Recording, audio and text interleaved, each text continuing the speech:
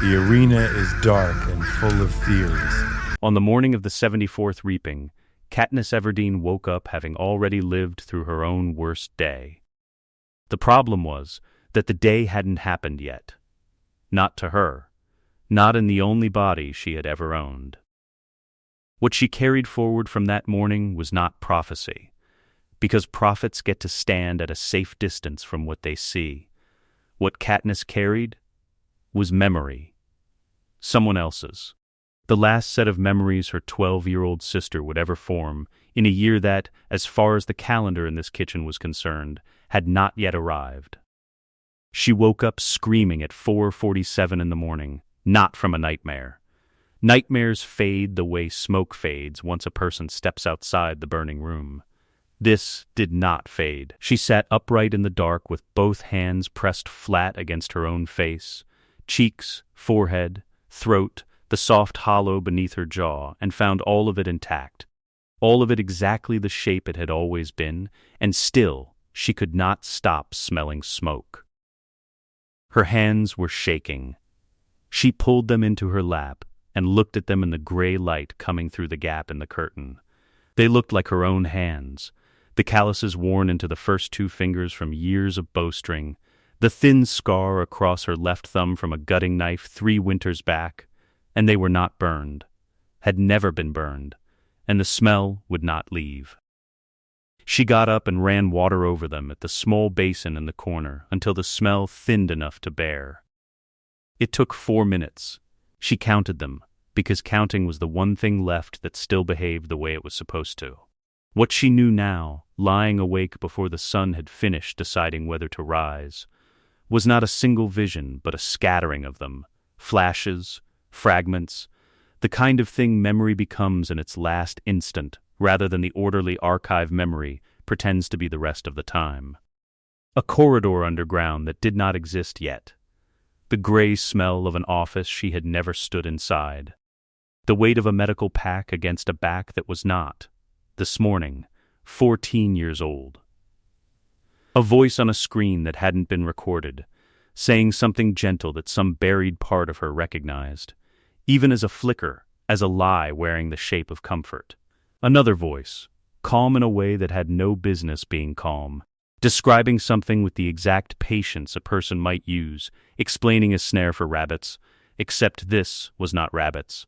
And then the parachutes, dropping the way mercy drops, because mercy had always come down from the sky in shining silver, and the children running toward them because running toward silver had been trained into every one of them since before they could walk, and the first blast, and the second, and the smell underneath the smoke that had a person in it, and the unbearable arithmetic, arriving in the half-second before everything went white, that it was her. The memory did not stop, because the memory was finished. It stopped the way a candle stops when there is no more candle left to burn. The last thing Prim felt, before that happened, was the sound of her own sister's voice somewhere behind her, screaming her name. Katniss turned the water off and dried her hands carefully, finger by finger, the way her mother had once taught her to dry instruments that could not be allowed to rust. Then she walked down the hall and stood in Prim's doorway and watched her sleep for as long as she could stand, which turned out to be 4 minutes, the same 4 minutes, almost to the second as the ones at the basin, so that by the time she made herself leave the doorway, it was very near 5 in the morning, and the house around her had not yet begun to wake. She wanted to be honest with herself about what she had, because the version of this morning that let her lie about it was also the version that got people killed. What she had inherited was not a film reel of the next several years of Panem's history, queued up and ready to play on command. It was closer to scar tissue than to a library, fragments that surfaced sharply when something in the present brushed too near the original wound, and stayed dark and unreachable everywhere else. She did not know everything that was coming. She knew the shape of the thing that would kill her sister, and she knew a handful of names and places that orbited it closely enough to have left a mark. Everything else she would have to learn the way anyone learns anything, slowly, and at a cost. Prim's face in sleep looked nothing like Prim's face in the memory. That was the particular cruelty of it. This face was 12 and round, and entirely unmarked. Breathing slow under a quilt their mother had patched twice, and somewhere behind Katniss's own eyes that same face existed at 14, burned, and both of these things were true at once, and there was no version of today that let her put one of them down. She did not wake her. She went to dress for the reaping instead. Her mother was already awake when Katniss came back down the hall, standing at the stove the way she always stood at the stove on reaping morning, too still, stirring nothing. A woman who had buried a husband and nearly lost herself afterward, and had never quite trusted the world enough since to believe a day could simply pass without taking something else from her. "You're up early," her mother said. "Couldn't sleep." It was, technically, true.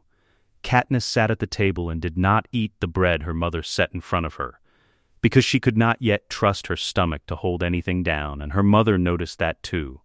The way her mother noticed most things she pretended not to notice on mornings like this one. "She'll be fine," her mother said, meaning Prim, meaning the reaping, meaning the particular arithmetic every parent in District 12 ran every year without ever saying the numbers aloud. "She's only been eligible once. The odds are good." "I know," Katniss said, and did not say what she actually knew, which was that odds meant nothing to a bowl that had already decided, in some version of this exact morning that hadn't happened yet, to take the worst possible name out of it. She thought, looking at her mother's hands, steady, careful, the same hands that had once forgotten how to be steady at all, for an entire winter after her father died, about the other thing she now carried, a fragment of certainty that those hands would, eventually, become something her mother had to relearn from nothing. A woman returning to her own training, slowly, the way a person returns to a language they swore they'd never speak again, because there would come a day when District 12 needed every capable set of hands it had left, and her mother's were among the most capable that existed. She did not tell her any of this. She finished the tea instead, because finishing the tea was a small, ordinary thing a person did on an ordinary morning, and she needed, badly, for at least one part of this day to resemble an ordinary morning for as long as it possibly could. The square filled the way it always filled. White shirts. The particular silence of a crowd that has learned, generation after generation, exactly how to stand still while it waits to find out which of its children it will be permitted to keep. Effie Trinket's voice, bright and rehearsed, read through the rules nobody in District 12 had ever needed explained to them. The bowl came out, glass and brass, far too small for the weight of what it decided. Effie drew the girl's name. Primrose Everdeen. Katniss did not hesitate.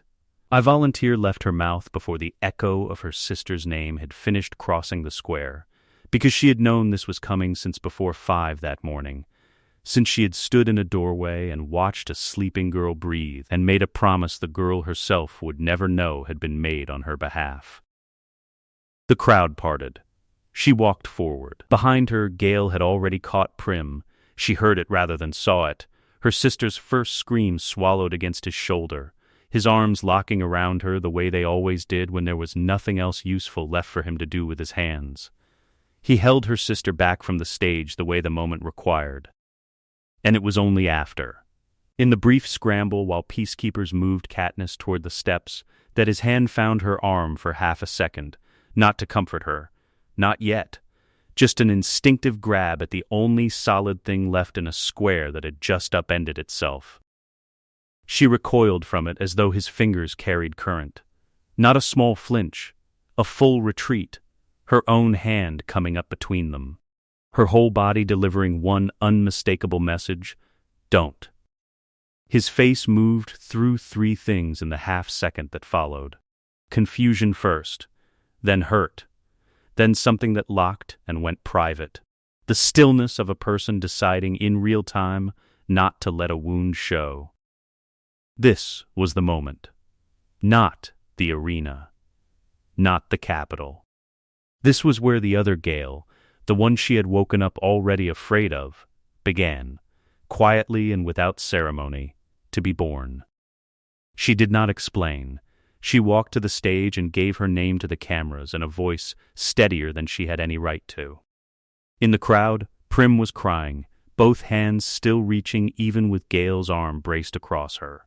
Katniss looked back at her with an expression no camera in that square would ever quite capture. Not love exactly, or not only love. Something fiercer than love. Something closer to a vow made to a person who had no idea yet that it had been made. They came to say goodbye in the Justice Building, one at a time. Her mother, Prim, who would not stop holding her hand even after the peacekeepers said it was time. Madge, quiet and pale, pressing a small gold pin into her palm without a word.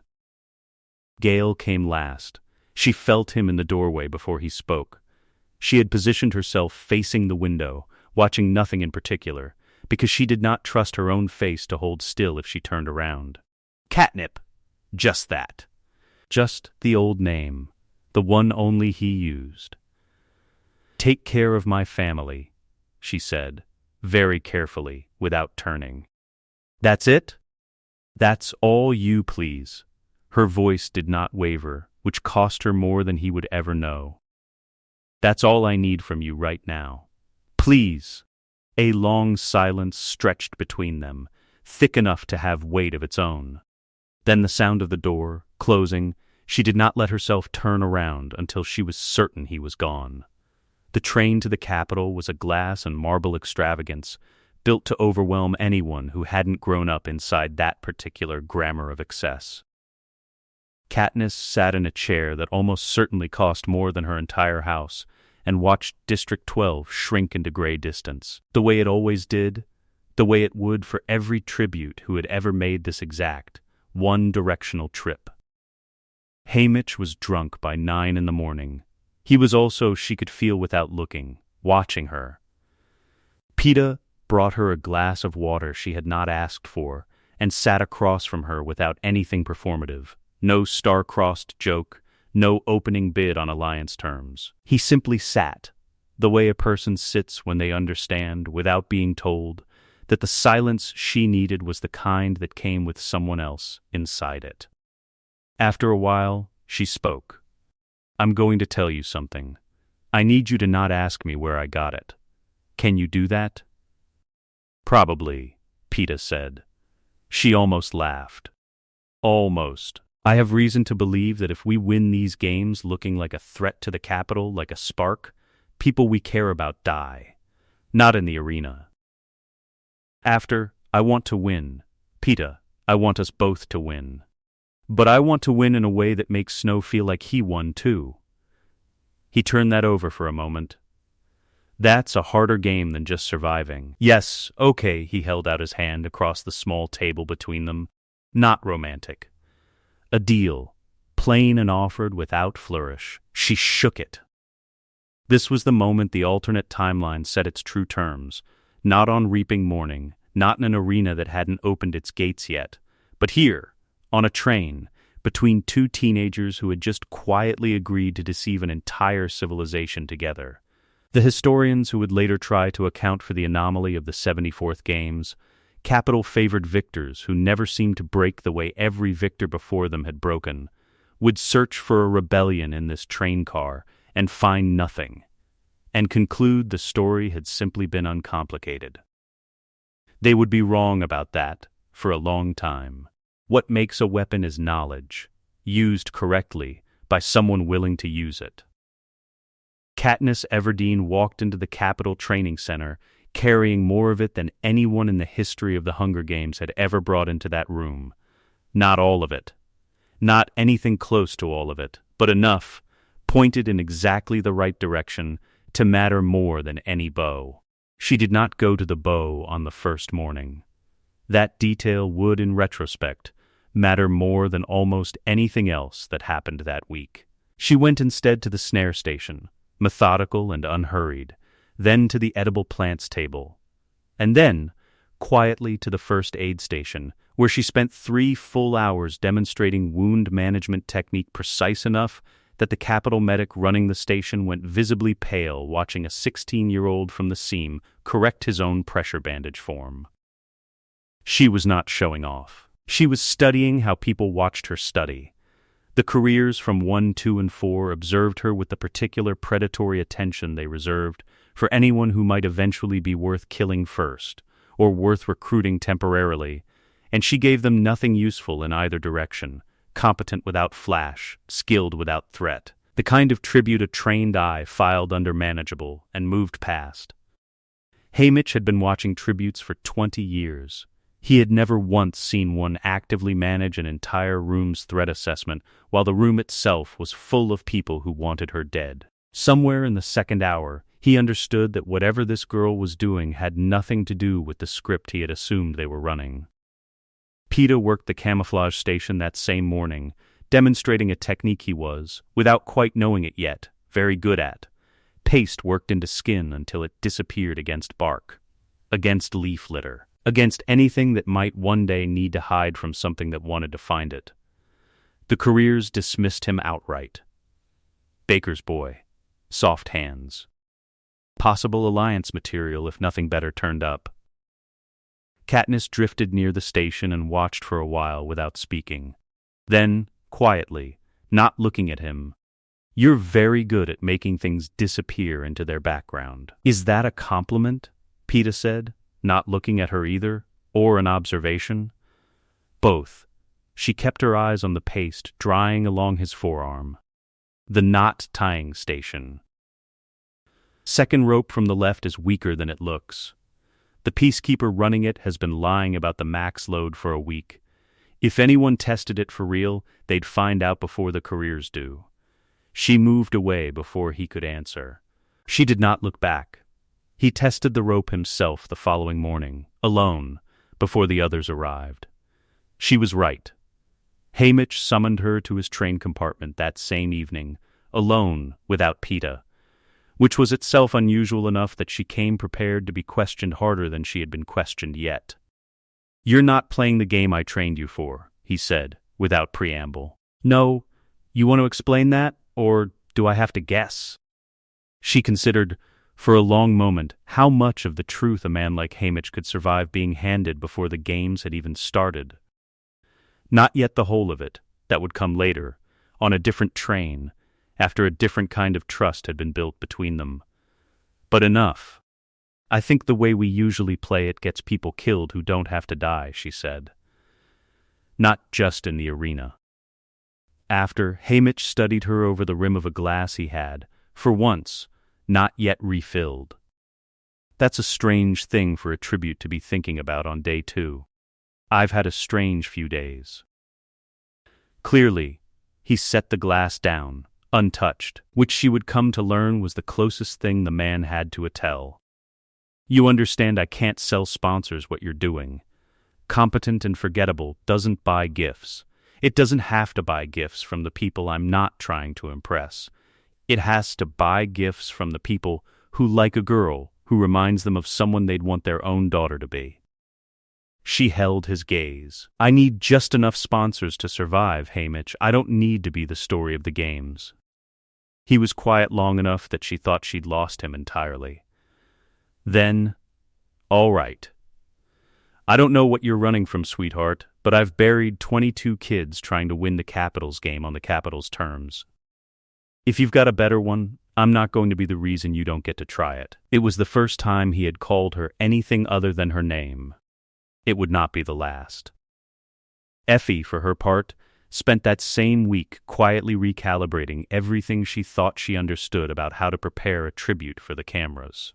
She had built a career on turning fear into composure, on teaching frightened district children to hold a fork correctly and answer a question without their voice cracking. Katniss needed none of that instruction, which left Effie, for the first time in years, without an obvious function, and rather than resent it, she found herself doing something closer to actual mentorship instead. "You don't need me to teach you charm," Effie told her, fitting the final adjustments to a training outfit that did not, this year, need to disguise anyone's terror. You need me to teach you which rooms are actually listening, and which rooms only pretend to be. And which is this one? Effie's eyes flicked, briefly, toward the corner of the suite, where a small brass fixture sat half-hidden in the molding. This one is always listening, dear. Every room in this building always is. The trick isn't finding the rooms that aren't. The trick is learning to say only what you'd be comfortable having repeated, no matter who's repeating it. It was, Katniss would realize much later, some of the most useful advice anyone gave her in those games at all, delivered by a woman the Capitol had built specifically to never say anything dangerous in her life. Her private session with the game makers came on the 4th day. In the other version of this story, the one she carried inside her like a second skeleton, she had shot an apple clean off a roasted pig's mouth the moment they stopped paying attention to her, pure defiance, pure spectacle, and walked away with an 11 that marked her, for the rest of those games, as the single most dangerous tribute on the board. She did something else instead. She walked to the archery station and shot a sequence that was clean, consistent, and entirely without flourish. No apple, no theater, just arrow after arrow, finding a pattern that would mean nothing to a casual observer and everything to anyone trained to read a body. Throat, heart. The soft inner crease where the femoral artery ran close enough to the skin to matter. Anatomy rendered in arrowheads. Precise enough that the message landed exactly where she wanted it. This girl understands killing the way a surgeon understands a body, not the way a hunter understands a target. Then she turned to the panel of game makers, most of whom had stopped paying attention several tributes ago, and said, in a voice pitched for courtesy rather than command, "Thank you for your time." She left before they had finished deciding whether to dismiss her. Her score came back a 10, 1 point lower than the number she remembered from the other version of this story, and exactly the number she had been aiming for. High enough to draw sponsors. Low enough that no career would move her to the top of any list that mattered. Haymitch reviewed the broadcast of the scores that evening and drank less than he had the night before. Not much less. But Effie noticed and said nothing and poured the rest of the bottle out the window when he wasn't looking. The pre-arena interviews ran on Capitol time, which meant they ran on spectacle, and Caesar Flickerman's stage glittered the way it always glittered for an audience that had never once had to wonder where its next meal was coming from. In the memory she carried, Peeta had used this stage to confess love for her on live broadcast. Haymitch's gambit. The love-struck boy from the bakery. Sympathy disguised as romance disguised, eventually, as the seed of something the Capitol would come to regret. That version did not happen here. Katniss went first. She was charming in a register that surprised even her. Warm, a little self-deprecating, visibly overwhelmed in a way that read as genuine, because some part of it genuinely was.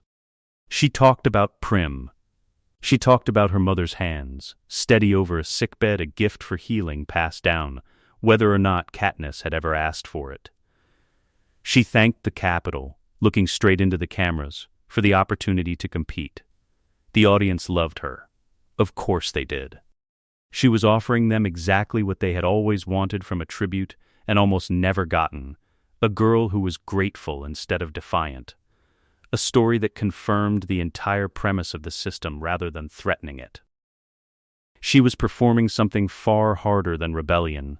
She was performing acceptance, and she did it so completely that even Haymitch, who knew better than anyone alive how much of it was performance, found himself half believing her by the time she left the stage. Peeta's turn came next. He talked about his family, his father's ovens, the particular smell of a district most of the Capitol would never set foot in. He was warm and unguarded and entirely himself. And when he mentioned Katniss, it carried a sincerity that needed no engineering at all, because, being Peeta, it had never once been anything but real. The audience found it touching rather than political, sweet rather than seditious.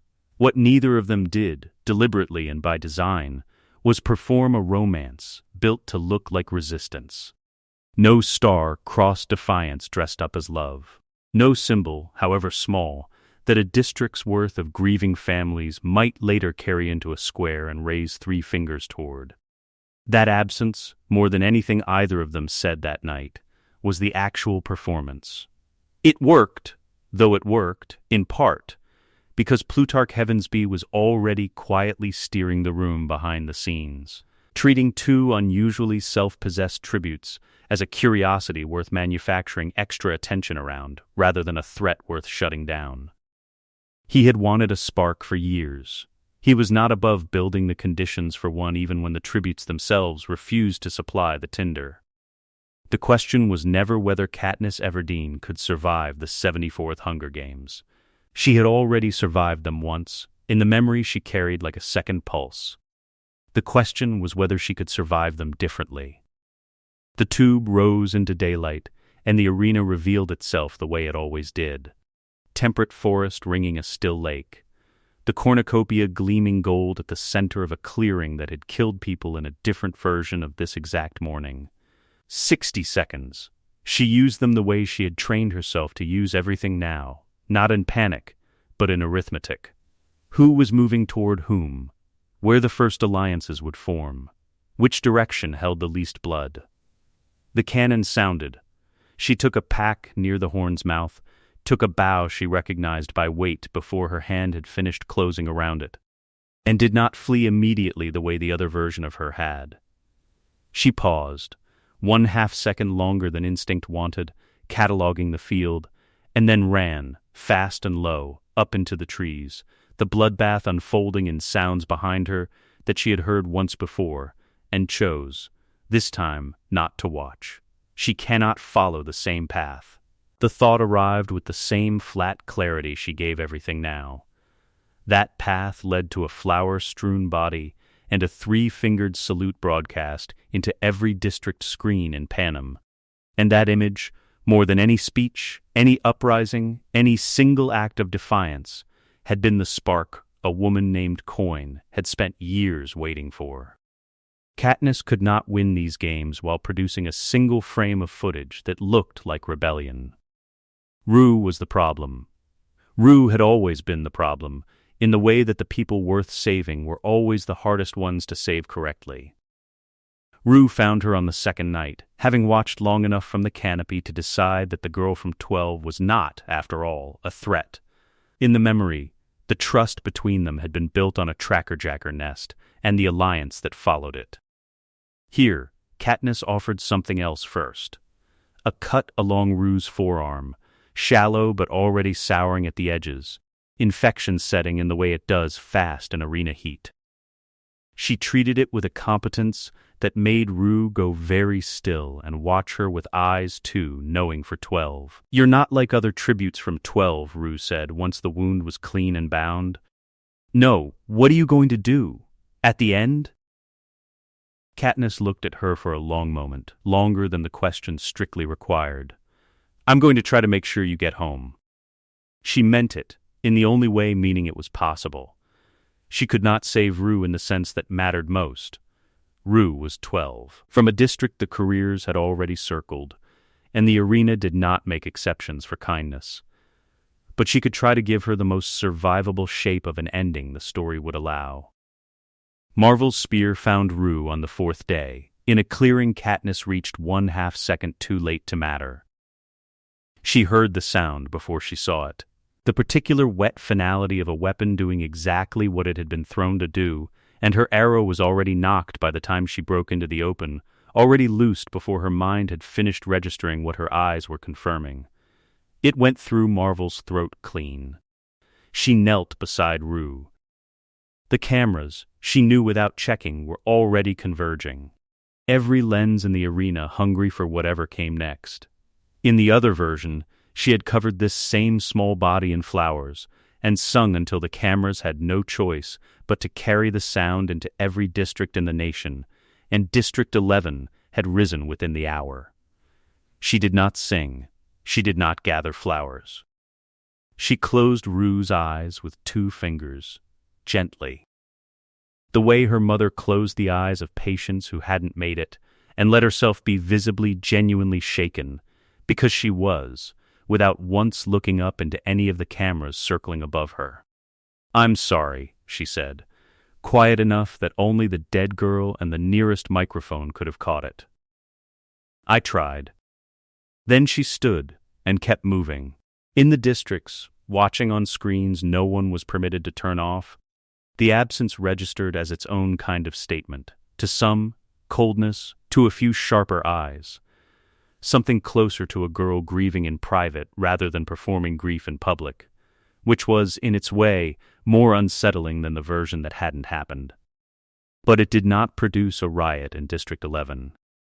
It did not produce a salute raised by an entire square of grain workers in open view of peacekeeper rifles. Nothing happened. That was the entire point, and the cost of it sat in Katniss's chest like a stone she had agreed, in advance, to carry. She found Peeta 2 days later, half-starved and badly camouflaged into a riverbank, having survived largely on the strength of the skill she had pointed him toward in training. They did not announce an alliance to the cameras. They simply began moving together, quietly, the way two people move when they have already decided, somewhere off-screen, that they are not going to be each other's threat. "You found me on purpose," Peeta said, the first night. Once the fire had burned low enough not to draw anything larger than curiosity. "I told you I would. You also told me you wanted to win in a way that didn't look like a spark. Two of us surviving together looks exactly like the story they want to tell anyway. It does." She fed another branch into the fire, watching it catch. "That's the point. They get to believe it's the story they built. We get to know it isn't." He considered that for a while she had learned, by now, that Peeta's silences were never empty.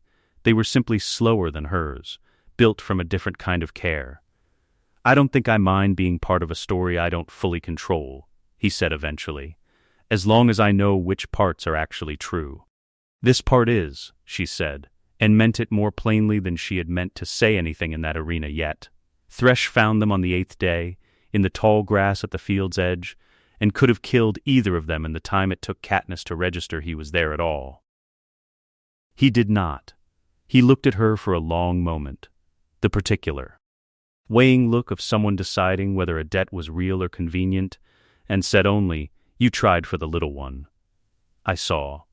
I did." He nodded once, slow, and stepped back into the grass without another word, the way a man steps back from a thing he has decided, for reasons entirely his own, not to finish. She never saw him again before the canon that, 3 days later, marked the end of his games rather than hers. She did not know then whether that mercy had cost him anything. She would spend years afterward suspecting it had cost him everything, and never once getting the chance to ask. The storm came on the 11th night, the kind the arena's designers liked to throw at tributes once the field had thinned enough that drama mattered more than attrition. Wind sharp enough to strip leaves, rain cold enough to numb fingers around a bow within minutes. Katniss and Peeta found shelter in a shallow rock overhang that had clearly not been an accident of geography, the game makers nudging survivors together the way a hand nudges pieces on a board. "They want us talking," Peeta said, watching the rain through the gap in the stone. "Big storm, small space, 2 tributes who've kept everything between us mostly off camera. They're hoping we'll finally give them something. Probably. Are we going to?" She considered the question, and considered, too, how much of the answer belonged to the cameras and how much belonged only to the two of them in the dark. "I'm cold," she said instead, which was true, and shifted closer to him, which was also true, and let the cameras make of that whatever they needed to. He put an arm around her, careful, asking permission in the gesture itself rather than assuming it. "For the record," he said quietly, after a long while, "I don't think this is only strategy. Not anymore. I don't know what that makes either of us, but I wanted to say it once. Somewhere they couldn't use it against us properly."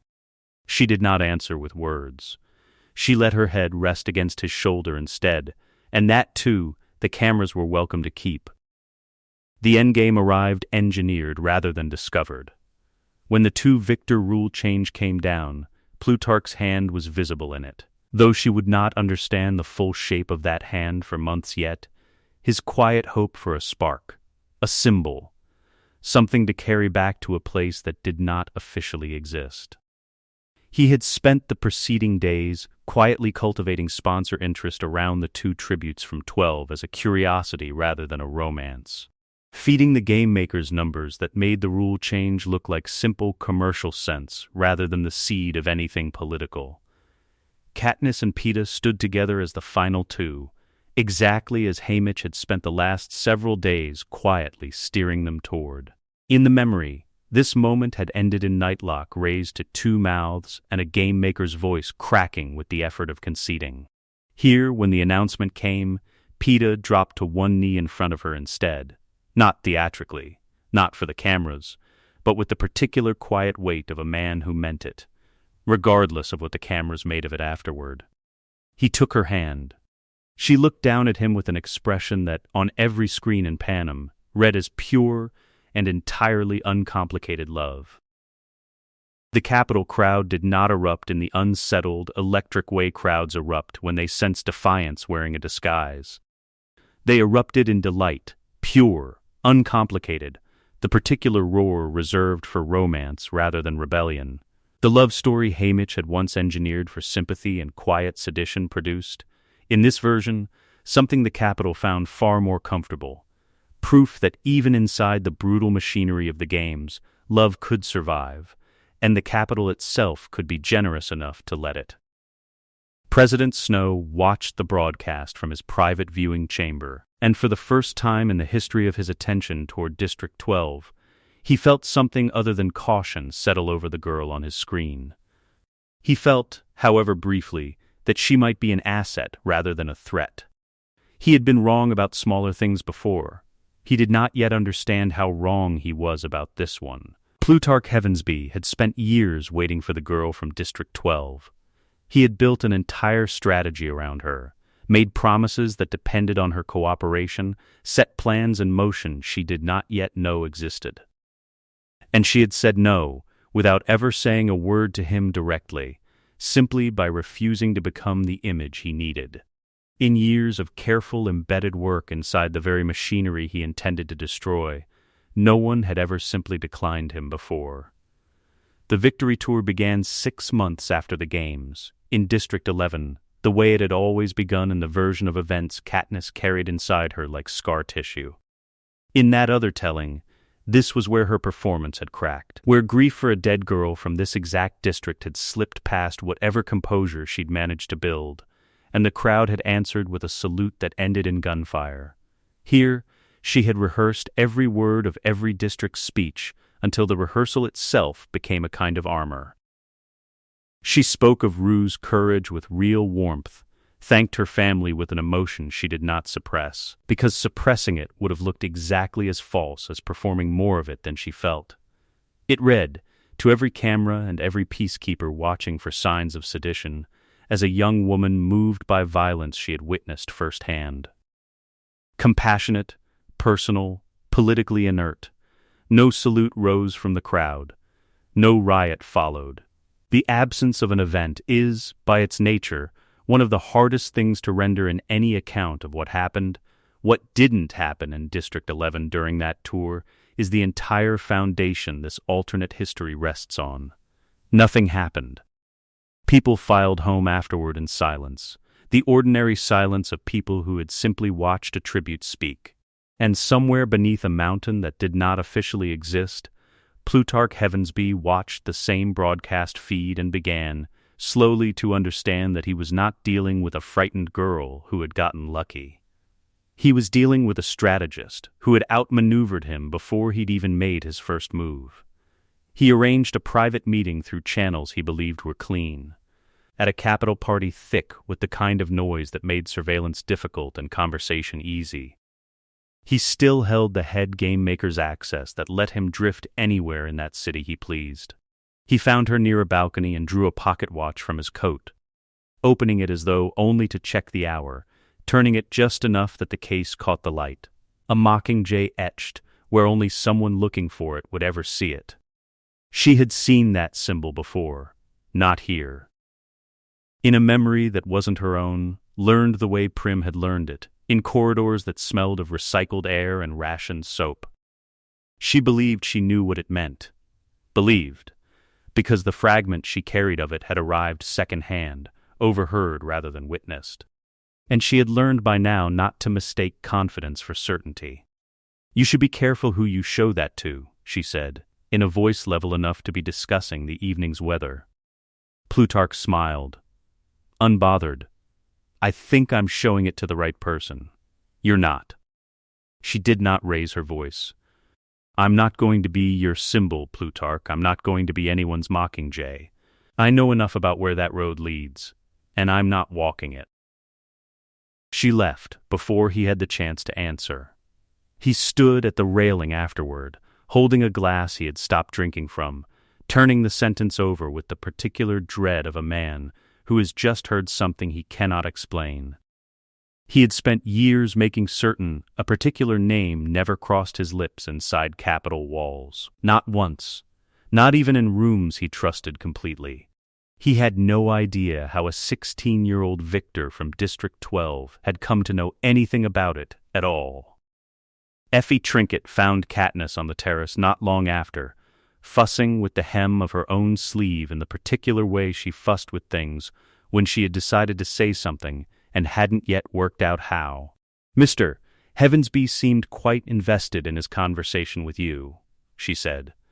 "He likes to talk. He likes to recruit, dear, which is a different thing entirely, and I would be very careful about what he's recruiting you for." Effie's voice dropped just slightly, just enough that the words wouldn't carry past the two of them. "I have been doing this a very long time. I have watched a great many bright young people get folded into causes that ate them whole and called it an honor. You are cleverer than most of them. I would hate to see that wasted on someone else's plan." Katniss looked at her for a long moment, really looked, the way she rarely allowed herself to look at anyone from the Capitol, searching for whatever it was that made this particular woman different from the glittering machinery she represented. "Why tell me that? Because I am very good at my job, and my job, as far as I am concerned, is keeping the two of you alive in every sense that matters." Effie smoothed her sleeve one final time, decisively, the conversation closing the way a folder closes. "Do be careful, Katniss. That's all." It was the closest thing to a warning anyone in the Capitol ever gave her for free, and she did not forget it. The report reached the hidden district within the week, relayed through channels that existed precisely for moments like this one. Coin received it in a senior staff meeting, her face betraying nothing. "She's not a loss," Coin said, when one of her advisors used the word. "She's a security problem. Find out what she knows and how she came to know it. Then assess whether removing her is worth the optics." "She's beloved, Alma," the advisor said carefully. "Killing her now would manufacture exactly the kind of martyr we've been trying to create on our own terms. Then we don't manufacture a martyr." Coin's voice carried no heat at all, which was, to anyone who knew her, the more dangerous register. "We manufacture a different story. We make her compliance visible enough that she becomes a symbol of exactly what the Capitol does to the strong. That's a better arc than a dead girl." She did not yet understand that the girl in question was already several moves ahead of her. Had been since before the reaping, in fact, in a way no security briefing could ever account for. Haymitch caught her alone on the train between districts, mostly sober for once, which she had learned by now meant he had been thinking about something long enough to want a clear head for it. "You turned down Plutarch," he said. "Yes. He's going to try again." "I know." He let the silence sit before he asked the real question. "Katniss, what do you know? What aren't you telling me?" She studied him for a long time before answering, weighing exactly how much truth a man like Haymitch could carry, without it costing either of them something neither could afford yet. Enough to know that the rebellion they're planning produces a body count nobody in that mountain is accounting for. "And I can't." She stopped, started again. "I can't be responsible for that. You're not responsible for a rebellion you didn't start. I'd be responsible for one I agreed to symbolize. Haymitch pulled his flask from his coat, set it down on the table between them, picked it up again, then put it away unopened, which was as close to a vow as the man was capable of making. "All right," he said. "What do you need from me?" This was the moment he committed, not to a rebellion, not to Snow, not to any cause larger than the one in front of him. To her. It was the truest thing about him underneath 30 years of performance, whatever else Haymitch Abernathy had failed at. He had never once stopped caring, in his own ruined way, about the tributes he'd been given to keep alive. This was the moment he decided she was the one he intended to do right by, however late, however much it cost him to start. She returned to District 12 changed in ways invisible to most and unmistakable to anyone who had known her long enough to read the smaller grammar of her body. Gale was one of the few who could. He watched her cross the square after the Victory Tour parade and saw it immediately, the way she moved now, more deliberate, her eyes tracking peacekeeper rotations without seeming to look for them at all, her back always finding a wall before she allowed herself to settle anywhere. He took it for trauma. He was right, in a way he had no way of understanding. He tried, in the weeks that followed, to resume what they had always been. She was kind to him, she would talk, she would smile, she would ask after his mother and his brothers with what looked like genuine warmth. But there was a pane of glass fitted somewhere between them now, invisible and absolute. She would not go back into the woods with him. She would not hunt. She would not sit on their flat gray rock above the valley and trade the old contemptuous fantasies they'd once shared about what they'd do if the world ever gave them the chance to fight back. He had no way of knowing she was terrified that closeness to him would make her complicit in a direction she already suspected, with growing certainty he was going to take. He understood it only as abandonment. He concluded she had simply left him behind. The space she had occupied in his life did not stay empty for long. She had been, without either of them ever naming it, the thing that kept his fury inside livable limits. Their hunts had never been only about meat. They had been a controlled burn, set on purpose, so the whole forest didn't go up later. Without her, the pressure had nowhere left to go. District 13's recruiters did not work from panic. They worked from the slow burn of people who had been angry long enough that they no longer needed to be told the system was wrong, only that an alternative existed. A man at the hob who seemed to know things he shouldn't. A conversation about coal quotas that became, almost without seeming to move, a conversation about who actually profited from those quotas. A quiet meeting in an outbuilding nobody used anymore. Gale asked exactly one question. "Is this real? Or is this a test?" "We don't test people," the recruiter said. "We invite them. You're free to walk out." He did not walk out. Haymitch's capital contact passed the word along within days. Katniss's former hunting partner had made contact with District 13's network. Snow would know inside a week. Gale Hawthorne was now, whether he understood it yet or not, a marked man. Katniss's response was not what anyone watching might have predicted. She did nothing to warn him. She did nothing to burn the contact that had found him. Instead, she did something that would look, to anyone without the full picture, like an act of genuine cruelty. She went to Gale and told him she was working with the Capitol. Not the whole truth, not the shadow truce, not the protection Snow had extended over her family in exchange for names she fed him carefully. Never all at once. Just enough to make Gale understand that she was, from where the rebellion stood, an enemy. She was handing him a reason to cut her loose from whatever he was building. She was protecting him from ever learning how much she actually suspected about the man he was becoming. "I don't believe you," he said. "You don't have to. Just stay away from me."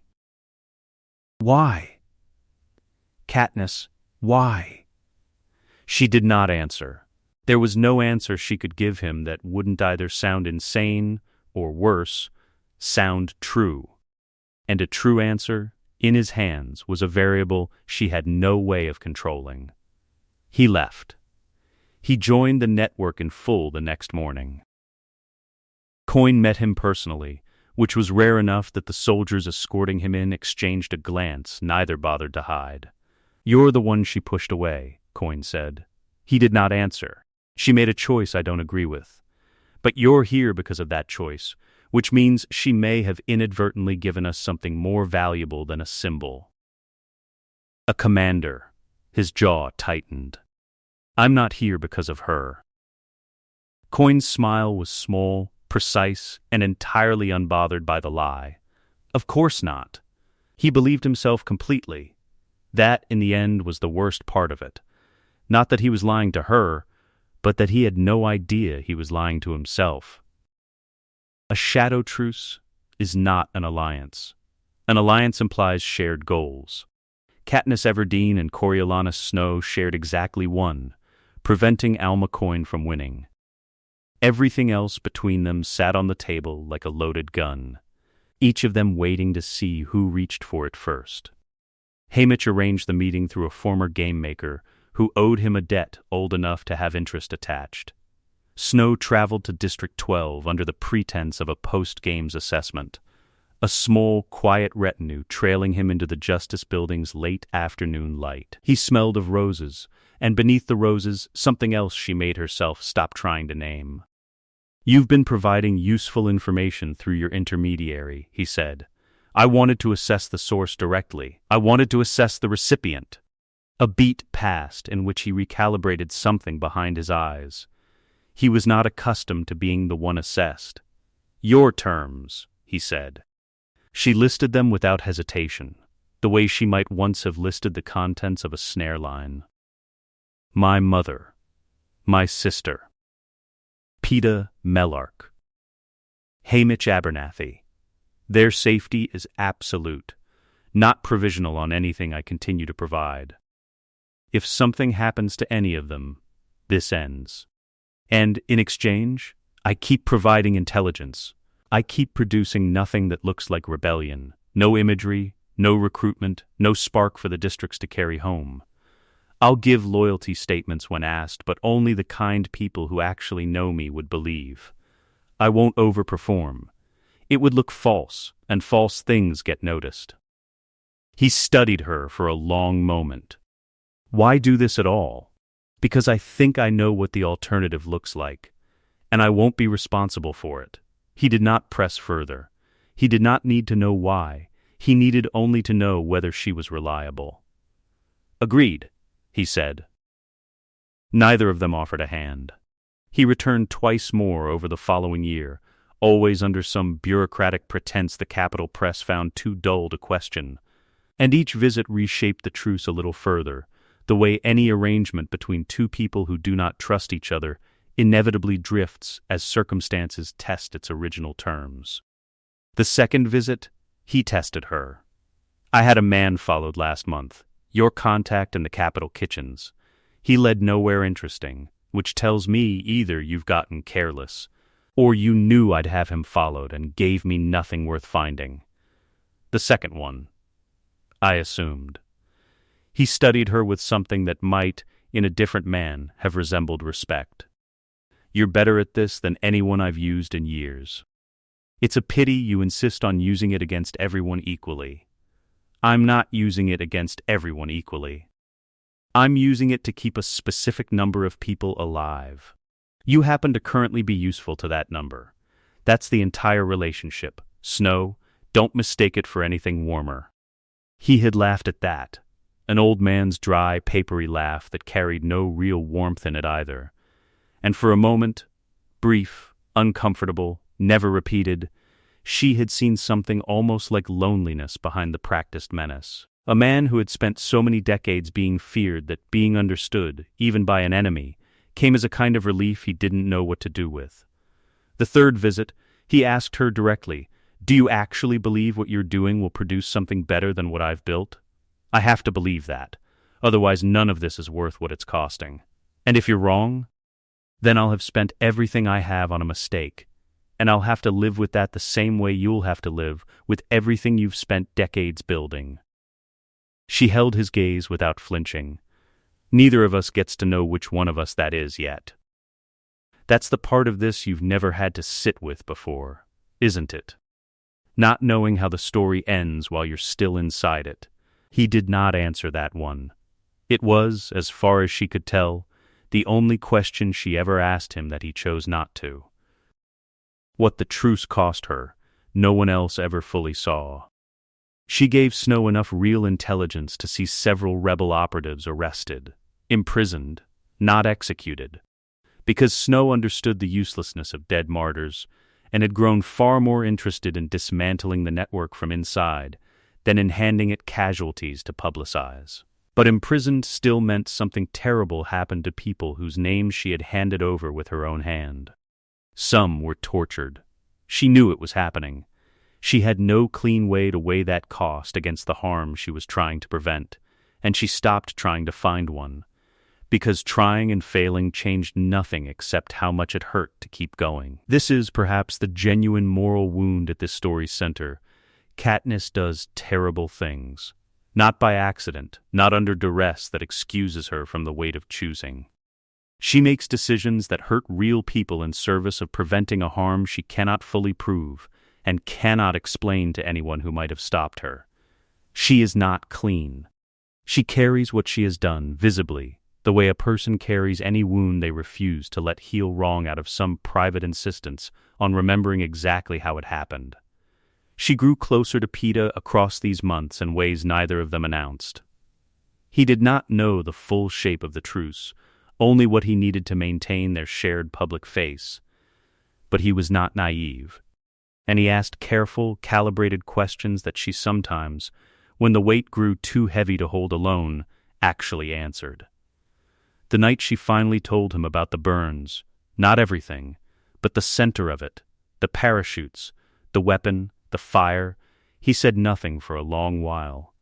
Then, "Is this why you said no to Gale? Because you knew?" I believed I knew. I'm still not certain who actually built it, or whether it ever would have been built the same way twice. But yes. And you couldn't tell him because if he knew what might be coming, I couldn't predict what he'd do with it. I still can't.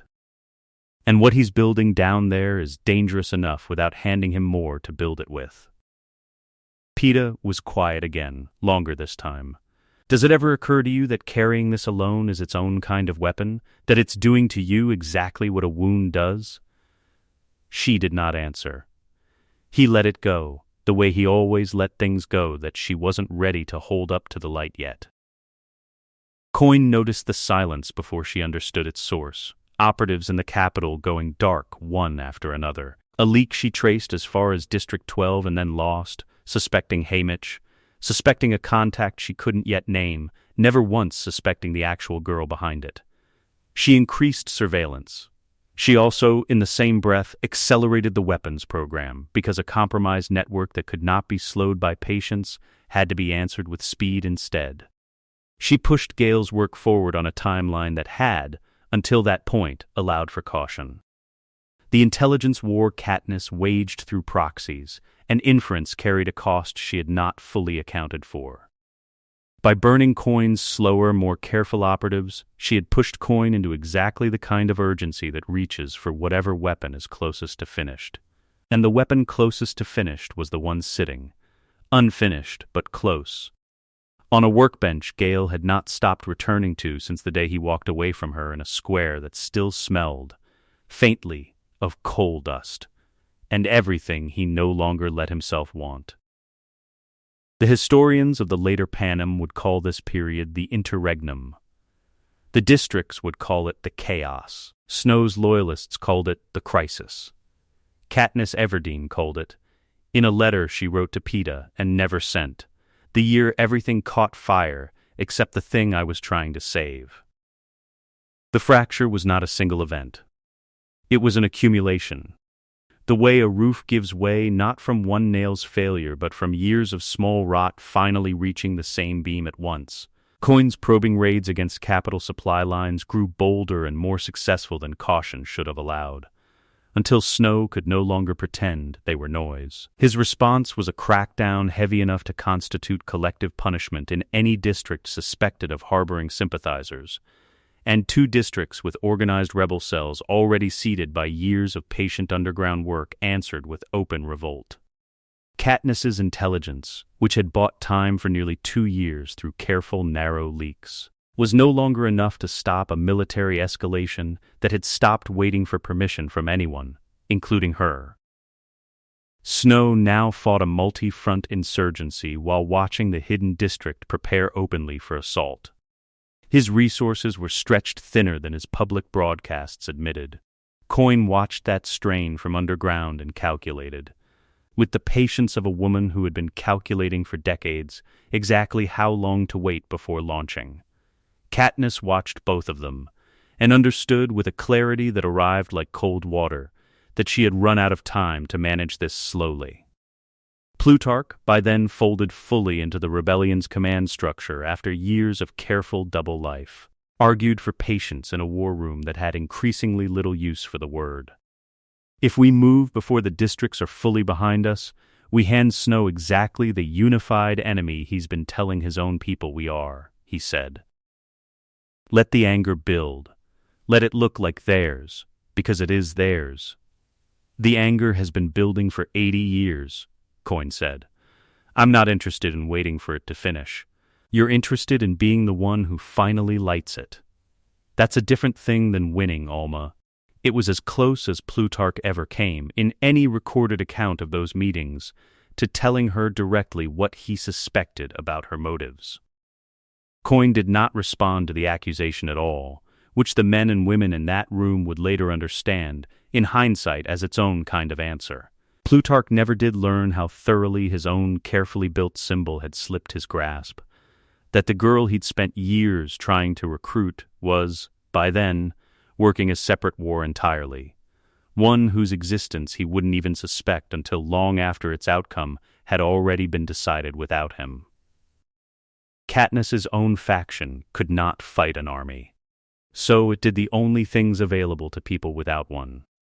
Her network of cultivated victors, moving through capital circles and district centers as public figures rather than soldiers, passed intelligence no conventional spy service could have gathered as easily, simply by being trusted enough to stand in rooms where guards spoke freely.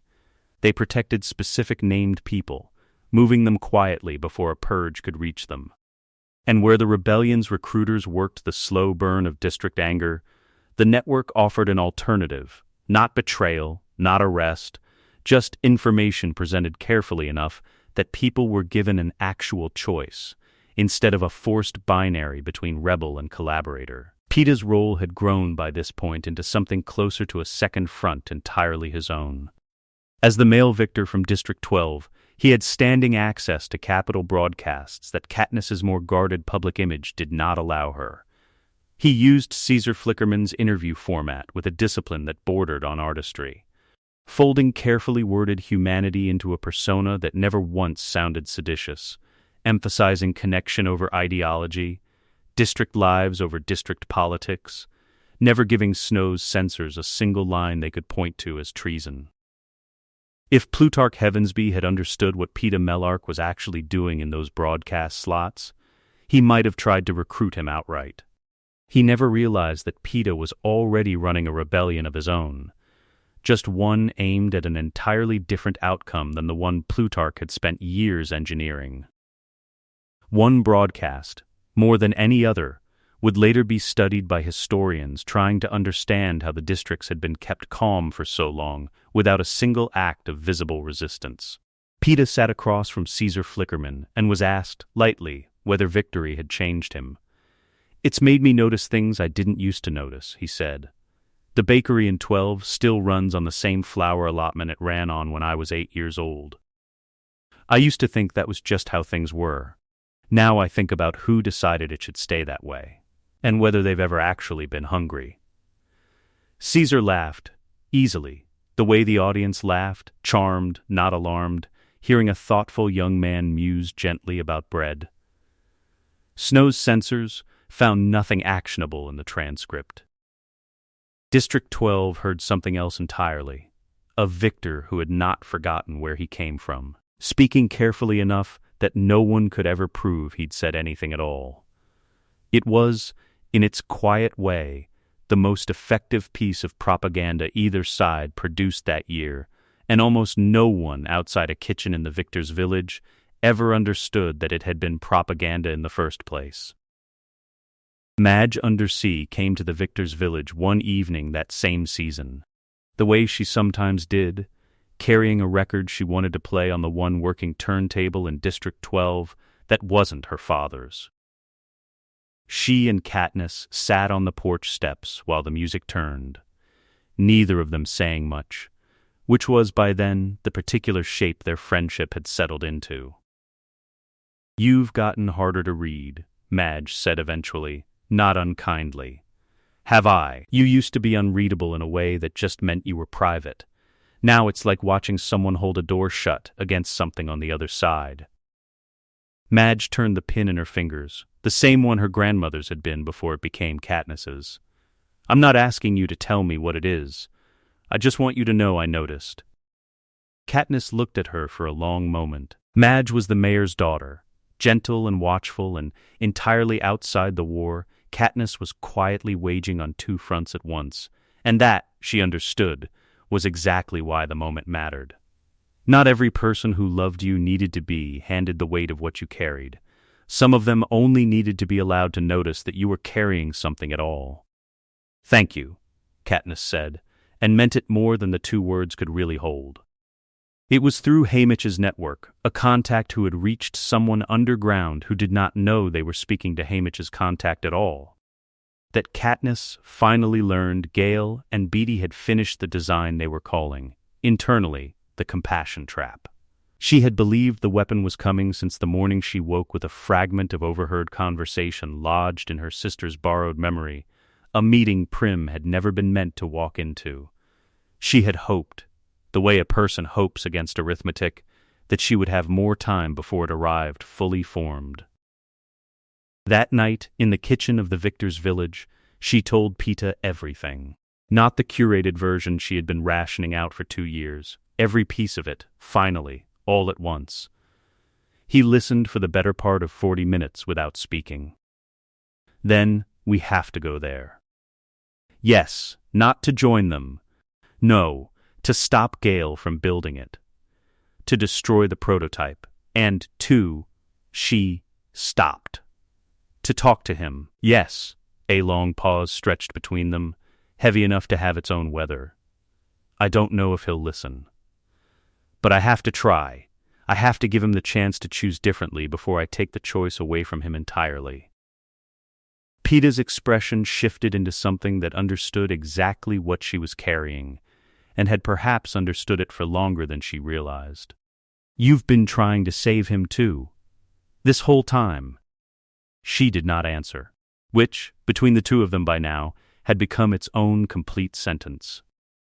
The hidden district cannot be sieged in any conventional sense. It cannot be starved out. It grows its own food underground. It cannot be bombed easily. A mountain of rock sits over it like a closed fist. It cannot be infiltrated by strangers, because it is a closed society where everyone has known everyone else's face for years. The only way in is to already know the inside. Katniss's team numbered 4.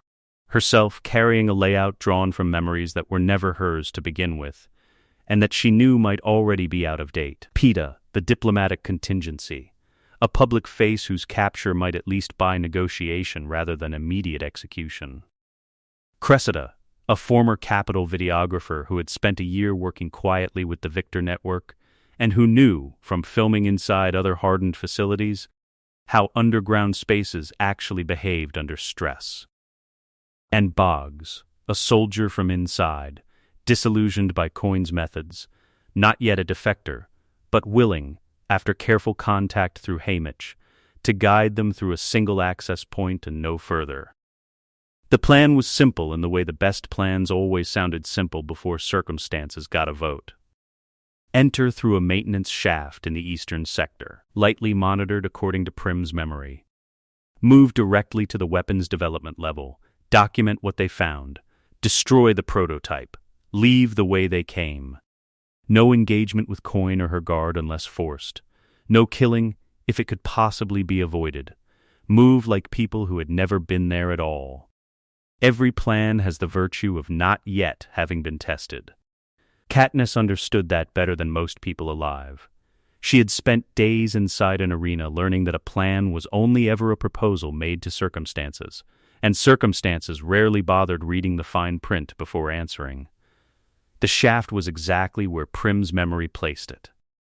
The first two guards stood exactly where that same memory said they would. The third one did not belong there at all, either a posting added after Prim's memories had formed, or simply a detail Prim herself had never known to notice. What followed unfolded with the patience of a heist rather than the noise of a raid. Long silences, careful pauses timed against rotation schedules, the particular discipline of people moving through gaps too narrow to allow for a single mistake. Boggs filled in 3 places where Katniss's borrowed knowledge ran thin, each correction delivered with the flat, careful expression of a man who had already made a decision he was not certain he would survive living with. Cressida moved behind them with a small, concealed camera, documenting everything without a word, because Katniss had insisted on that detail from the beginning. Not for broadcast, not yet, maybe not ever, but because a war fought entirely in shadows left no proof for the people who came after to judge it by. If this goes wrong, Cressida had said back in the kitchen where the plan was first drawn, you want a record that says what we actually did and why, instead of whatever story gets told about us afterward. Katniss had not argued the point. In a narrow stretch of corridor halfway to the weapons level, Boggs stopped them with a raised hand and held still for nearly a full minute, listening to something none of the rest of them could hear yet. Patrol's running early, he said finally, barely above a whisper. Someone's tightened the schedule since the last layout I had. We go now, or we don't go at all tonight. Now Katniss said, and they went. They reached the weapons development level without incident, which was its own kind of warning, the way silence before a storm is a warning. The lab was more developed than Prim's memory had suggested.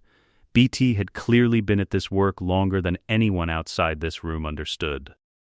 3 stages sat displayed across separate benches, early prototypes, refined models, and what looked unmistakably like finished production specifications. Then she saw the schematic pinned to the far wall, and her hands began to burn. Not real fire. Never real fire. Just the phantom climbing up through her palms the way it always did when the gap between memory and the present moment closed too far. The smell of smoke arriving where there was no smoke to explain it. She memorized the schematic anyway, hands steady through the sensation the way they had learned to stay steady through worse, and took everything portable enough to carry as evidence. What she could not carry, she destroyed, methodically, using knowledge of metallurgy and chemistry inherited from a sister's medical training, identifying exactly what would disable the work, without triggering an explosion large enough to bring the mountain down on all of them. Peeta worked beside her without question, following each instruction the moment it left her mouth. Then the alarm sounded. They had triggered nothing themselves. Boggs had been followed, and rather than lead his pursuers toward Katniss's position, he had drawn them deeper into the facility instead, buying time at a cost that became clear the moment his voice cut out over the comm. He was detained before he ever reached the corridor that was supposed to be their way out. For a long, narrow stretch of minutes, they were caught between an exit they could no longer safely reach and a patrol closing from the other direction. Katniss made the call. They could not extract through the shaft. They would have to move deeper instead, find another way out. And because no clean path existed that didn't pass through the command level, this meant heading directly toward the one place in the entire compound where Coin and Gale were both most likely to be standing. She had told Peeta, in a kitchen that felt impossibly far away now, that she wanted to give Gale the chance to choose differently. She had not planned on being handed that chance at gunpoint, alarms screaming through a mountain of rock, with Coin's guards closing in from behind. History, much like an arena, has a way of accelerating a person's timetable, whether they're ready for it or not. There is a moment in every great confrontation, if a person is fortunate enough to have one, rather than just the violence that usually substitutes for it, where the argument ends and the truth begins, where tactical calculation falls away and what remains is simply two people who grew up together, standing in the wreckage of what they each made of their lives. They found Gale in a secondary briefing room. He had heard the alarm and moved toward it without hesitation, because that was who he was, who he had always been, the man who walked toward the noise instead of away from it. Katniss rounded the corner and stopped. They looked at each other. The silence held longer than either of them could have called comfortable. No narration filled it. No music dropped beneath it. Just the two of them. And the particular weight of years compressed into the space between a doorway and a desk. His expression moved through something older than anger first, tired, worn down in a way she hadn't expected. Not yet, not before he'd even decided what to feel. Katniss, Gale, you broke into this facility. Yes, you destroyed my lab. Most of it. A beat passed. Are you working for Snow? No. Then what? I'm working against Coin, and against a specific weapons design. She kept her voice level, though it cost her more than it had cost her to face down game makers or cameras or anything else this war had thrown at her. Gale, I need you to listen to me. I know you have no reason to, and every reason not to. I need you to do it anyway. She told him. All of it. The way she had told Peeta in a kitchen that now felt like it belonged to someone else's life. Not curated, not calibrated, not measured out in careful doses the way she had measured everything else for 2 years. She told him she had woken up on reaping morning carrying fragments of her sister's memories. She told him what Prim had known, and when, and what she believed. With as much certainty as she honestly had, and not a degree more, about how she would have died. She described the bomb's mechanism in technical detail, precise enough that his jaw went tight before she'd finished the first sentence, because it was too accurate to be guessed, too specific to be anything but knowledge that had actually lived inside someone's skull. And then she told him what Prim had felt, in the last seconds that were ever hers to feel anything in. There is no clean record of exactly what was said in that room. What exists, instead, is Gale Hawthorne's own account, given years later to a reconciliation commission, trying to document the alternate timeline's turning points for a history that hadn't decided yet how to talk about itself. She described a weapon close enough to the one I had been designing for 3 months that there was no honest way to call it a guess, he told them. And then she described how my little sister's best friend might have died because of it. The sister I had fed through 2 winters. The girl I had watched grow up. She described the sound she made when she ran forward to help the first victims. She described the sound she made when the second bomb went off. He stopped there in his testimony. The commission chair asked if he wanted to take a break. He said no. He said, I want to stay here and say this while I still can. I might have built the thing. Not on purpose. Not knowing, but I came close enough to building something that could have killed Prim that the distance stopped mattering to me. And the only reason it didn't happen is that Katniss came and told me, risked her life to tell me, the things she couldn't fully prove and couldn't fully explain, because she needed me to have the choice of knowing. He did not capitulate immediately. He could not. His entire identity for 3 years had been organized around the necessity of exactly this kind of method, and a person does not set down 3 years of certainty in the space of one confession, however devastating. Even if I believe you, he said, and I don't know yet if I do, it's one weapon. One design. If I don't build it, someone else does eventually. Coin doesn't give up the war because a prototype's gone. You haven't actually changed anything. I've changed whether this exact version of it ever reaches Prim. For now. Maybe Until the next version of the design, Gale. She stepped forward and put her hand on his arm. The first time she had touched him since the morning of the reaping, 3 years and a lifetime ago. I'm not trying to win the war your way. I'm trying to make sure that when this war ends, and it will end, the people who end it aren't the ones who'll keep fighting it under a different name. Coin reminds me of Snow wearing a different face. I believe that, in part because of what I carry from Prim's life under her, and it is not a world worth burning everything else down to build. So what do you actually want? Snow stays? The games continue? People keep starving in the districts so Prim gets to grow up? No, her voice did not waver. Snow doesn't stay. The games don't continue. But whatever replaces them has to be better. Not just different. Better. And that can't happen with Coin running it. A long pause stretched between them. How do I know you're not just manipulating me? He said. You've been working with Snow. You burned our people in the districts. I burned some of your operatives. Coin's operatives. Yes, to buy time. To keep the rebellion from igniting on Coin's schedule, in Coin's way, for Coin's purposes. She looked at him directly, refusing to soften any part of it. I'm not asking you to forgive me for that. I'm asking you to look at what I'm risking to be standing here. I'm in this mountain. The alarms are going. I came without an army, without Snow's backing. I came with PETA, a camera operator, and a man who I think just lost his career letting us through that shaft. Why? Because you deserve the choice, she said, even if I had to destroy the weapon first to give you the time to make it. There is a moment in this kind of confrontation where a person's tactical identity collides head-on with everything they actually are underneath it. Gale had spent 3 years building weapons to protect people he loved.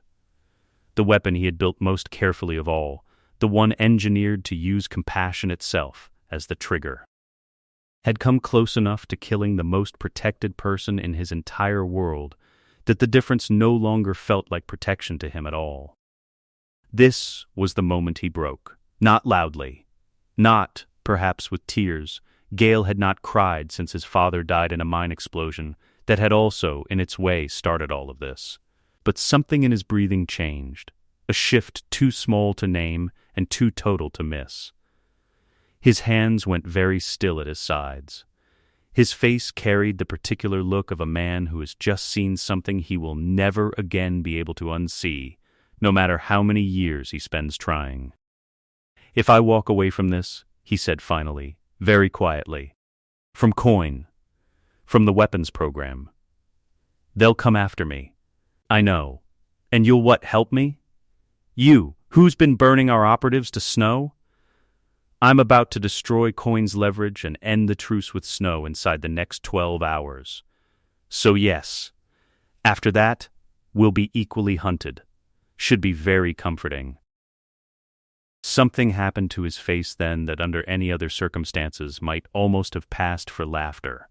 I hate you, he said, without much heat left in it at all.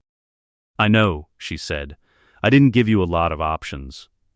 A pause settled, softer now. How much of the lab did you actually get? Enough. The production specs are gone. The prototypes are gone. Beatty could rebuild from memory, but it would take months, enough time to reach Coin before she can deploy anything. He was quiet for a moment, working something through behind his eyes. East Corridor has a secondary exit, doesn't show on any diagram. Boggs knows it, he'll be in holding, not detention, they haven't processed him yet. You've got maybe 20 minutes. He made no move toward the alarm override. He called no guards. He simply stood there, arms loose at his sides, looking like a man who had just set down something he'd been carrying so long he'd forgotten it had weight. Thank you, Katniss said. Don't thank me. Get Prim somewhere safe before any of this is over. She's in District 12. She's been safe. A pause. Something shifted behind his expression. She doesn't know anything about any of this? No, he nodded, slow and deliberate. Good, keep it that way. PETA, who had stood quietly near the door through the entire exchange, spoke once Gale had turned to go. He's going to regret giving us those 20 minutes once Coin's people start asking questions. I know. Does that change anything? No, he made the choice anyway. That's the only part of this that was ever actually his to make. Katniss looked toward the corridor Gale had disappeared down. Everything after this, he chooses with the truth in his hands instead of without it. That's all I came here to give him. Cressida lowered the camera at last, her face unreadable in the dim corridor light. For what it's worth, she said quietly, I've filmed a great many things in my career that people called victories. That didn't look like very many of them. It looked like something truer than that. Katniss did not answer.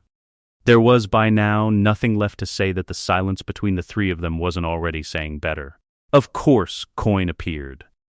She entered the corridor just as Katniss and Peeta moved toward the east exit, 2 guards flanking her, and Katniss had an arrow notched before anyone in the room had time to draw breath. A standoff settled over the space like dust after an explosion. Coin studied her with the cold, professional assessment of a woman cataloging a problem rather than a person. Victor from District 12. You've been busy. Alma, Coin. Katniss said the name the way Coin herself said things. Flat, unhurried, somehow more threatening for the absence of any heat in it at all. I've been saving your war from itself. You've been sabotaging it. I've been preventing it from becoming the thing it was supposed to end. The arrow did not waver. I want one thing from you. Call off the parachute bomb campaign. Destroy whatever specs BT has left in his head as well as on paper. In exchange, I'll provide Snow's War Council communication codes to your command staff within 48 hours. Those codes would be worth 10 of my operatives. Yes, you actually have them? Through the truce. He thought he was keeping me loyal. A beat. I've been copying everything he ever showed me. Coin studied her for a long, unreadable moment. And if I refuse, then this arrow finds somewhere useful to land, your command structure loses its head, and your enemies capitalize on the confusion. Your call. This was not the confrontation Katniss had planned for. It rarely was. The arena had taught her that the plan that actually worked was never the one a person had practiced, only the one circumstance forced them into when the practiced version finally collapsed. A long silence stretched between them. I'm going to have you watched for the rest of your life, Coin said. I know. Every choice you make. I'm used to it. Coin gave the smallest possible nod toward her guards, who stepped aside. She did not agree to the terms allowed. She simply stepped back and let them pass. That was not surrender. It was a woman buying time to decide whether killing Katniss now cost more than it gained. Tactical delay wearing the shape of mercy. Nothing more. Katniss understood it exactly that way as she walked past her, Peeta a half step behind, the alarms still screaming somewhere overhead. The war that had not yet decided what shape it would finally take still very much alive in every direction at once. Saving someone, truly saving them, in the way that actually counts means they never know the cost. Prim Everdeen grew up not knowing that her sister had spent years carrying the weight of a memory that might never have belonged to anyone but a frightened girl's worst imagining made real by chance and choice together. Not knowing that the life she got to live, ordinary, continuing hers, had been built on decisions she was never once consulted about. Katniss had decided that was fine. Katniss had decided that was in fact the entire point. They reached the east corridor with minutes to spare. Boggs was still in processing rather than detention, exactly as Gale had promised. And the 4 of them extracted cleanly through a door that did not exist on any official diagram, Boggs included. A man who had just made a choice in that corridor that would define every year of his life that followed. Katniss sent the communication codes within 24 hours, exactly as promised. It was not generosity. It was payment, plain and owed. The codes were genuine, Snow had handed them to her months earlier as a demonstration of his own good faith, which told a person, in retrospect, exactly how wrong he had been about who he was dealing with. The truce ended the day she sent them. Her message to Snow went through Haymitch. 4 lines long. "We're done. You should know your war council has been compromised. I'd move fast." Snow's only response was silence. He understood. He had understood, somewhere underneath all his careful management of her, that a truce built on mutual necessity ends the moment one party no longer needs it. He had simply never imagined being the party left holding the worse end of that arithmetic. He did send one thing back, weeks later, after the worst of the fighting had already begun, not through Haymitch, not through any of the channels that had carried their arrangement for 2 years, but a single unsigned note delivered to the victor's village by a method she never fully traced. It read only, "You were always going to be the one who outlasted me. I simply assumed I would be the one to choose how." She burned it without showing it to anyone, the way she had learned, by then, to handle most things that came from him, quickly and without ceremony, before they could be allowed to mean more than they should. The codes gave the rebellion's military a decisive advantage, but Coin, who was not a stupid woman, whatever else she was, understood immediately that the timing of that advantage still belonged to Katniss, not to her. More importantly, the weapons program was gone. The specifications destroyed. BT could rebuild from memory, but rebuilding took months, and the war itself had accelerated past the point where months were a resource anyone still had. Coin chose to launch without it. The assault that followed was different from the one Katniss had carried inside her for 3 years. Without the parachute design, the capital's children were never targeted at all. The siege itself remained brutal, full-scale urban combat always is, regardless of which side calls itself righteous, but it lacked the specific, deliberate horror of the version she had been running from since the morning of her own reaping. Prim was never deployed anywhere near it. Katniss had pulled her from any medical posting 6 weeks earlier, on the pretext of a family emergency that Prim herself was never told was invented. Prim spent the final assault at home in District 12, 15 years old, furious that she had been left out of it, with no idea why. Coin's death did not happen the way the other version of this story had written it, not at a public execution, not in a single moment of impulsive, righteous fury with an arrow meant for one man finding another's chest instead. It happened 3 weeks after Snow's capture, in a council meeting convened to negotiate the shape of whatever Panem would become next. The war was effectively over. The district coalition that had formed in the chaos of the 3-way conflict had begun, haltingly, to govern itself. And Coin had positioned herself as its natural leader. She proposed, in that room, a final Hunger Games, capital children only, one drawn from each of the wealthiest districts inside the city itself, as a demonstration of the new order's seriousness. The room went very quiet.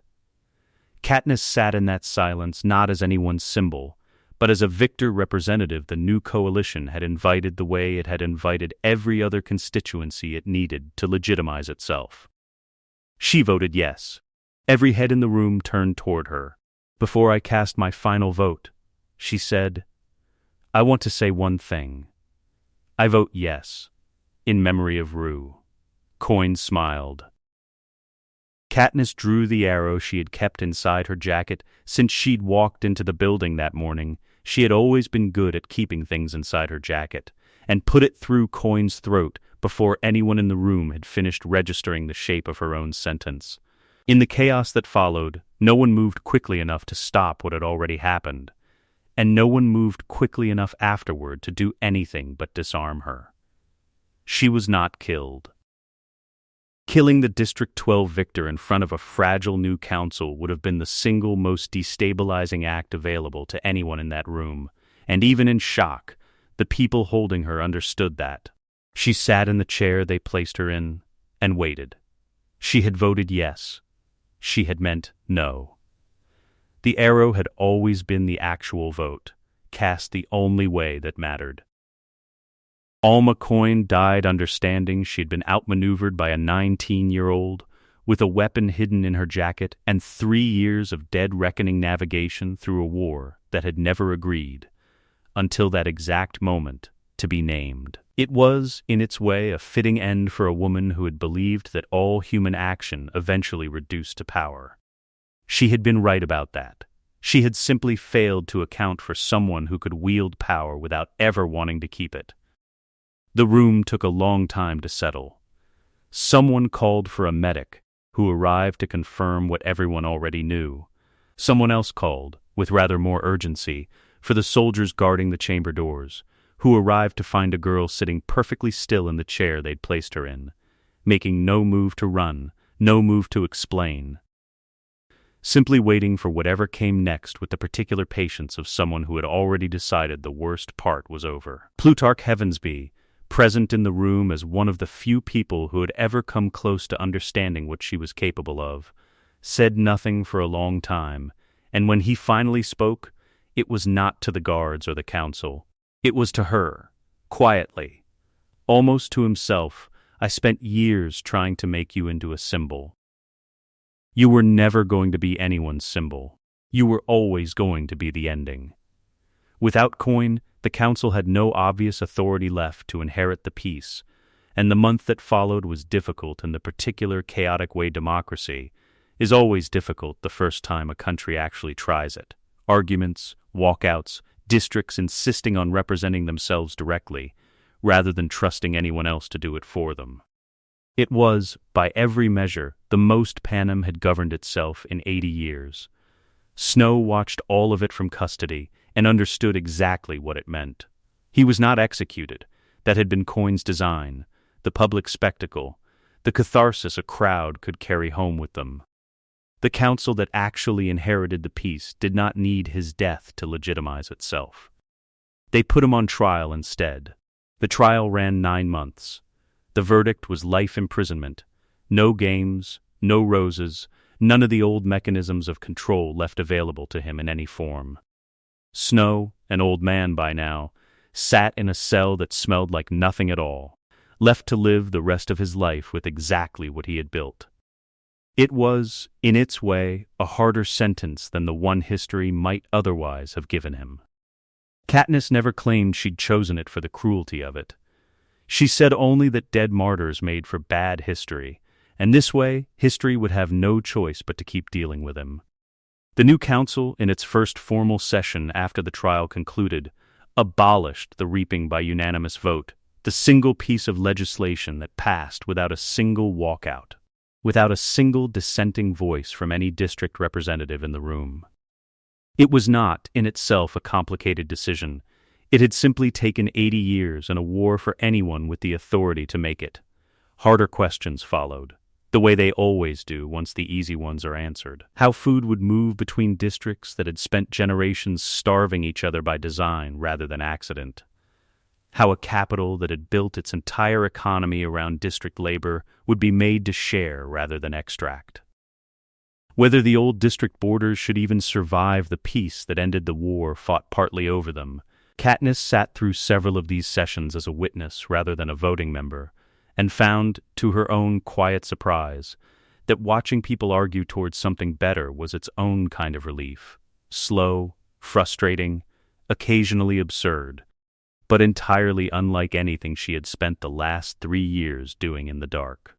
A representative from District 8 stood in one session and asked, plainly, whether anyone in the room actually believed a country that had spent 80 years organized around fear could simply decide by vote to stop being afraid. No one had a clean answer. Katniss found, when her own turn to speak eventually came, that the only honest thing she could offer was smaller than a solution. That fear had a long memory, but so did the people who'd survived it, and that the second kind of memory, given enough time and enough rooms exactly like this one, might eventually outlast the first. It was not a rousing speech. No one repeated it on a broadcast. She had stopped, by then, needing speeches to be rousing in order to matter. Haymitch found her in a corridor outside one such session, sober in the particular, deliberate way he had been sober more often than not since the war ended, not cured of anything, simply choosing, day by day, to carry it differently. "You look like a woman who just sat through 4 hours of district representatives arguing about grain quotas," he said. "I sat through 4 hours of district representatives arguing about grain quotas. How was it?" "Boring." She considered that for a moment. "Good boring. I didn't know boring could feel like that." Haymitch almost smiled, the closest he came to it these days. "Effie wants to throw some sort of dinner. Reunion of the old team, she's calling it. I told her you'd say no. I might say yes." That actually startled him. Why? Because for 3 years the only people who knew what any of this cost were people I had to lie to about half of it. "I'd like, just once, to sit at a table with the people who already know the whole thing, and not have to manage what any of us are allowed to say." He studied her for a long moment, something unguarded moving across his face that she rarely got to see. "All right," he said. "I'll tell her yes." The dinner happened 3 weeks later. Haymitch, Effie, Peeta, and Katniss, around a table in a half-rebuilt dining hall that still smelled faintly of new lumber, and for one evening at least. Nobody at that table had to pretend to be anything other than exactly as tired and exactly as relieved as they actually were. Peeta found her in the holding cell after Coin's death, sitting quietly, waiting to learn the shape of whatever her life was going to be now. He sat beside her and said nothing for a long while. "You planned that," he said finally. "Yes, the yes vote." I needed her to smile. I needed her guard to drop for exactly 1 second. "You've been planning it since the meeting was scheduled. Since that mountain, actually, since the corridor." A pause. "Katniss, I know. Are you okay?" No, she considered the question honestly, the way she had stopped allowing herself to dodge most honest questions by now. "But I think I might be. Eventually. Is that the same thing?" "I think it might be." He took her hand. "The council's going to want a statement from you." "I know. What are you going to say? That Panem needs a government that doesn't require a symbol, and that I'm retiring from the symbol business permanently. A beat. And I'm going to recommend you for the Provisional Council. You're better at this than anyone else I know." "That's a terrible idea." "It's the best one I have." He did not argue the point any further. Gale came to her 3 weeks later in District 12, where she had gone simply to be home. He stood at the edge of the victor's village, and she saw him from her window, and went outside to stand with him in the same square where she had once recoiled from his hand on reaping morning, 3 years and an entire war ago. "You saved her," he said. She did not ask who he meant. "I think so, as much as anyone can be sure of that." "And you couldn't tell me?" "No. Do you know how many times He stopped. Started again. "I thought you'd given up. I thought the capital got into you somehow. I spent 3 years believing you'd broken." "I know. And you couldn't explain." "No." A long silence settled over the square, ordinary around them, coal dust on the wind, the distant sound of the market, the smell of bread carrying from 3 houses down. "What happened to you, down there?" he asked.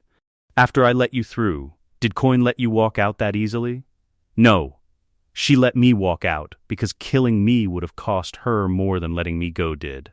"That's not the same thing as easy." Katniss looked at the square around them, the rebuilt edges of it, the people moving through their ordinary errands with the particular unhurried calm of a place that had finally stopped waiting for the next disaster.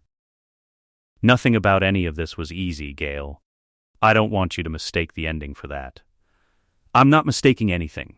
I watched you walk into that corridor like it was the last room you'd ever see, and you did it for a chance I might not even take." He shook his head slowly. "I keep trying to find the version of you I knew before any of this. And I can't. I don't think she exists anymore. She doesn't. Neither does the version of you that would have built that weapon without ever knowing what it cost. We're not the people we would have been if none of this happened." I don't think we get that back. I think we just get to decide what we build instead. Are we? He stopped, considered, tried again. Is there still something here? After everything. I don't know what we are anymore, Katniss said. Carefully, I think we have to find out from the beginning. Without the future in the way of it this time. He nodded. It was not a yes. It was not nothing. Either, how is she? He asked. Prim, furious she missed the war. She's been accepted into a medical program at the new university they're building in 12. She's going to be a doctor. Something moved across his face, the expression of a man being handed back something he had long ago decided was gone for good. Good, he said. That's good. Prim came home from her first week of classes that same season, talking faster than Katniss had heard her talk in years, full of cell structures and bone names, and a professor who had apparently once worked in the capital's central hospital before the war, and now seemed determined to make up for lost time by teaching as much as he possibly could before anyone stopped him. You're not even listening, Prim said, catching her sister's expression across the dinner table. I'm listening to all of it. You're doing the thing where your face goes somewhere else while your mouth stays here. Katniss laughed, a real laugh, short and surprised at its own existence. I'm sorry. I'm just... She looked at her sister for a long moment, at the ordinary tiredness of a girl who had spent a long day learning things that mattered to her, complaining about a professor she clearly adored, alive and unremarkable and entirely hers to keep. I'm just glad you get to do this. That's all. Do what? Complain about anatomy lectures? Yes, Katniss said. Exactly that. Prim rolled her eyes in the particular way of a teenager who has decided her older sister has become sentimental in ways she doesn't fully understand, and went back to describing in considerable and cheerful detail the structure of the human wrist. Katniss let her. She would have let her talk about anything, for as long as she wanted, every night for the rest of both their lives, and counted every minute of it as the entire uncomplicated point of everything that had come before. That night, in her bed in the victor's village, window open to the cold autumn air, Katniss lay still and waited. Outside, down the row of houses, Prim's light was still on, up late studying. The same as always. The same as she had been every night since the war ended and the world, slowly and imperfectly, began rebuilding itself around her. Katniss waited for the smell of smoke. She waited for her hands to begin burning. Nothing came. She breathed in cold air, coal dust, the faint, ordinary smell of bread from down the street. She breathed out the phantom burns she had carried since the morning of the reaping, through the arena, through the victory tour, through the shadow truce and the three-way war, and the corridors buried beneath a mountain that had once, briefly, held both her sister's worst imagined memory and her own, were simply gone. She understood what that meant. She did not try to find words for it. She closed her eyes instead, and let the house settle into its ordinary nighttime quiet around her. Somewhere down the hall, in a room with the light still burning, a 15-year-old girl who would grow up to become a doctor kept studying, kept living, kept being, in every way that mattered, entirely and unremarkably alive, never once knowing how close the world had come to costing her everything, and never needing to. There would be other nights, in the years that followed, when the smoke came back, not often, and never again with the same unbearable force it had carried that first morning, but enough that Katniss never fully forgot what she had carried, or what it had cost to carry it quietly. She did not resent those nights. She had come to think of them less as a wound that hadn't healed, and more as a kind of ledger, proof, however uncomfortable, that the thing she had spent 3 years preventing had been real enough to leave a mark on her even after it had stopped being able to happen at all. She would tell Prim the truth eventually.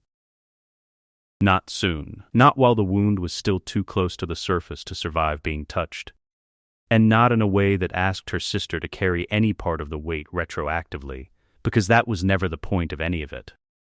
But years later, an old woman by then, with grandchildren of her own crowding a kitchen much like the one she had grown up in.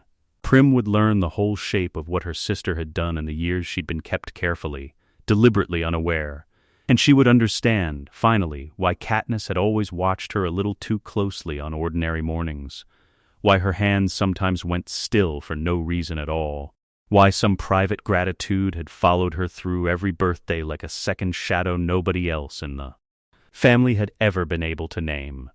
By then, the explaining would no longer feel like a confession. It would feel like the last piece of a story finally being allowed to finish, the quiet, unglamorous ending of a war that had never needed anyone to call it won, fought by a girl who had simply refused, against every reasonable argument anyone ever made to her, to let the worst version of the future win. Let us know what you'd like to see next. The end.